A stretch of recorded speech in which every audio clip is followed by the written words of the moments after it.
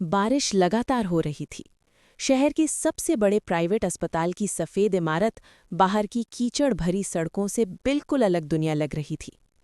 कांच की दीवारों पर गिरती बारिश की बूंदें ऐसे फिसल रही थी जैसे किसी ने दर्द को चुपचाप धो देने की कोशिश की हो।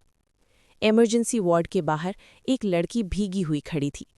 उसके बाल चेहरे से चिपके हुए थे, कपड़े सस्ते और पुराने थे और पैरों में टूटी हुई चप्पलें कीचड़ से भरी थीं। उसकी बाहों में 7 साल का एक बच्चा बेहोश पड़ा था।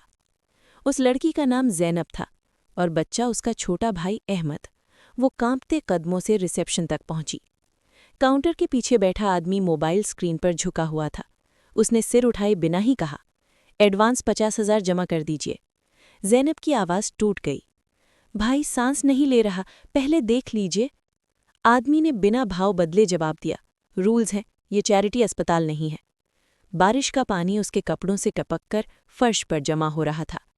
उसने कांपते हुए जेब से मुड़े हुए नोट निकाले। मेरे पास सिर्फ 3,000 हैं, प्लीज़।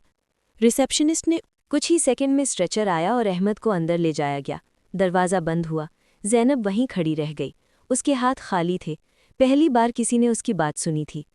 घंटों बीत गए। दीवार की घड़ी की टिक टिक उसके दिल की धड़कन जैसी लग रही थी। आखिरकार दरवाज़ा खुला और वही आदमी बाहर आया। खतरा टल गया है, अब निगरानी में रहेगा। ज़ैनब ज़मीन पर बैठ गई। उसके आंसू रुक नहीं रहे थे। अल्लाह आपको खुश रखे, उसने शांत स्वर में कहा। मुझे नहीं, अपने भाई को मजबूत रखो। उसका नाम डॉक्टर अरहम था। लेकिन राहत ज्यादा देर तक नहीं टिक सकी। अगले दिन बिल उसके हाथ में पकड़ा दिया गया, 4 लाख रुपए। कागज उसके हाथ से गिर गया। इतने पैसे? मैनेजमेंट ने साफ कहा, पेमेंट करो या काम करके चुका दो। और उसी दिन से ज़ैनब अस्पताल में सफाई कर्मचारी बन गई।